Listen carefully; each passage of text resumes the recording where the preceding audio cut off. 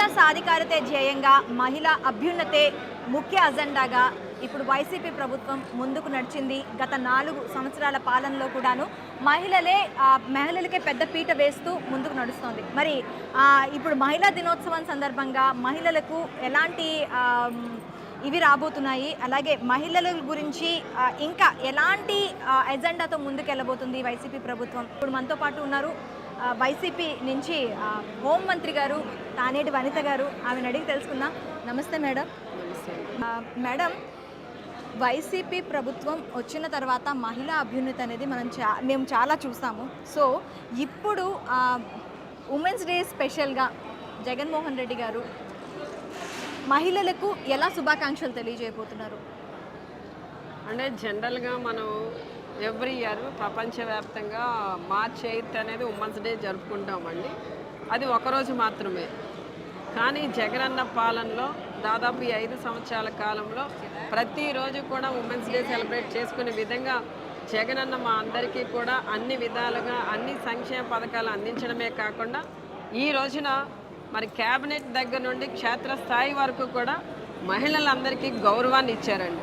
ఈ రోజున రాజ్యాధికారాన్ని ఇవ్వడమే కాకుండా క్షేత్రస్థాయిలో ఉన్న మహిళలందరూ కూడా మహిళా సాధికారత సాధించే స్థాయికి వారందరినీ కూడా ఒక అన్నలా తమ్ముడులా ఎంకరేజ్ చేసిన విధానం మరి నిజంగా మా మహిళలందరూ కూడా ప్రతిరోజు కూడా మహిళా దినోత్సవం చేసుకునే అంత సంతోషాన్ని మాకు ఇచ్చారండి జగనన్న. అయితే ప్రస్తుతం ప్రభుత్వం తరపు నుంచి మహిళలకు ఎలాంటి ప్రోత్సాహకాలు అందుతున్నాయి? ఈ రోజున డోక్రా అక్క చెల్లెమ్మలు ఎవరైతే ఉన్నారో వారందరికీ కూడా మరి డోక్రా రుణమాఫీ చేస్తాము ఆసరా పథకం ద్వారా అన్నారు. అలాగే 4 విడతలుగా వారికి డోక్రా రుణమాఫీ చేయడం జరిగిందండి. అంతేకాకుండా వారికి 0 వడ్డీని కూడా ఇస్తున్నారు. ఈ రోజున 45 సంవత్సరాల నుండి 60 సంవత్సరాల లోపున్న ఎవరైతే ఎస్సీ, ఎస్టీ, బీసీ, మైనారిటీ మహిళలు ఉన్నారో వారందరికీ కూడా చేయూత పథకాన్ని ఇస్తున్నారు. కాపు సోదరీమణులందరికీ కూడా కాపు నేస్తాన్ని ఇస్తున్నారు. అలానే అగ్రవర్ణాలు ఉన్న పేదలని కూడా గుర్తించింది మొదటిగా జగనన్న మాత్రమే. వారికి కూడా ఈ రోజున ఈబీసీ నేస్తం అనే పథకం ద్వారా వారికి ఆర్థికంగా సపోర్ట్ చేయడం జరుగుతుందండి. ఈ రోజున ఇదే కాకుండా చిరు వ్యాపారాలు చేసుకుంటున్న వారు, కొంతమంది టైలరింగ్ అది చేస్తున్నవారు, వారందరికీ కూడా జగనన్న చేదోడు అనే పథకం ద్వారా వారందరికీ కూడా సపోర్ట్ చేయడం జరుగుతుందండి. అంటే ఈ రోజున వీరంతా కూడా ఆర్థికంగా బలపడాలి, వారి కాళ్ళ మీద వాళ్ళు నిలబడి 4 ఉపాధి కల్పించే స్థాయికి వారు ఎదగాలి అని చెప్పి ఎవరైతే దివంగత నేత రాజశేఖర రెడ్డి గారు ఉన్నారో ఆ టైంలో మహిళలందరూ కూడా లక్షాధికారులుగా ఉండాలని ఆయన ఆశపడ్డారు. ప్రతి ఒక్కరూ కూడా పారిశ్రామికవేత్తలుగా ఎదగాలని ఆయన కోరుకున్నారు.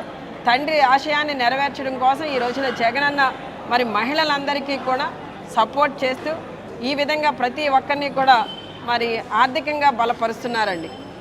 అయితే రానున్న రోజుల్లో ఇంకా మహిళలకు ఎలాంటి చేయూతను అందించే అవకాశాలు ఉంటాయంటారు? అసలు ఇప్పటికే చాలా తక్కువ కాలంలో ఎక్కువ సంక్షేమ పథకాలు, అంటే మన భారతదేశంలో ఏ రాష్ట్రంలోనూ లేని విధంగా అన్నీ కూడా మహిళలకి సంక్షేమ పథకాలు అందించడం, మహిళా పక్షపాతిగా జగనన్న ఈ రోజున మా అందరినీ ఎంకరేజ్ చేసిన విధానం మరి మన భారతదేశంలో కొన్ని రాష్ట్రాలలో మహిళలు కూడా ముఖ్యమంత్రులుగా ఉన్నారండి. అక్కడ కూడా ఇన్ని సంక్షేమ పథకాలు ఎక్కడ ఎవరు ఇవ్వట్లేదు. ఈ రోజున జగనన్న మాత్రమే మరి మహిళల మీద ఉన్న నమ్మకంతో గౌరవంతో ఈ రోజున ఇన్ని సంక్షేమ పథకాలు అందిస్తున్నారు. మరి ప్రతి కుటుంబంలో కూడా ఈ రోజున పేదరికం అనేది తగ్గిందండి. మరి అందరూ కూడా ఆర్థికంగా బలపడ్డారు.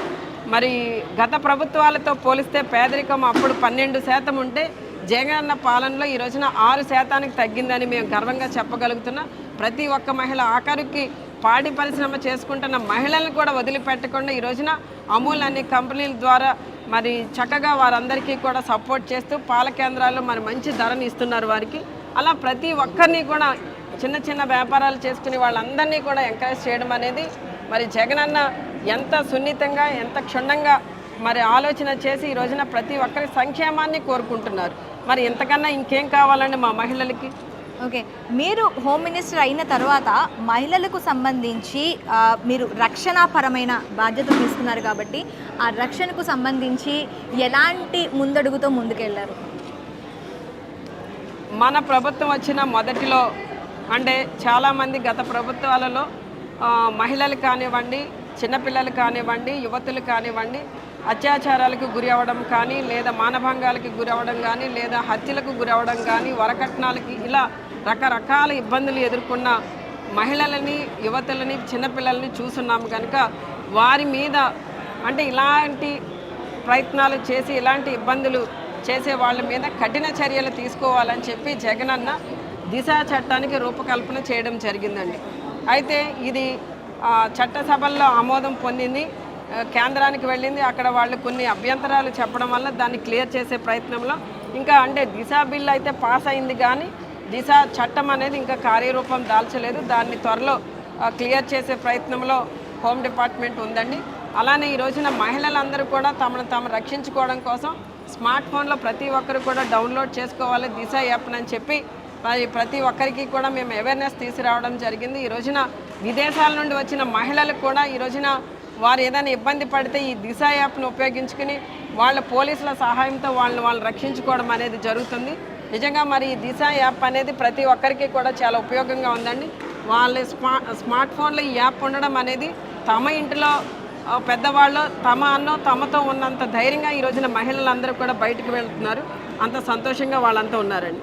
అయితే ఇప్పుడు హోంశాఖ అంటే మీ శాఖ పరిధిలో హోంగార్డులు కానీ పోలీస్ డిపార్ట్మెంట్కి సంబంధించిన మహిళలకు కానీ వాళ్ళకి మీ తరపున ఎలాంటి సౌలభ్యాలు కల్పించారు?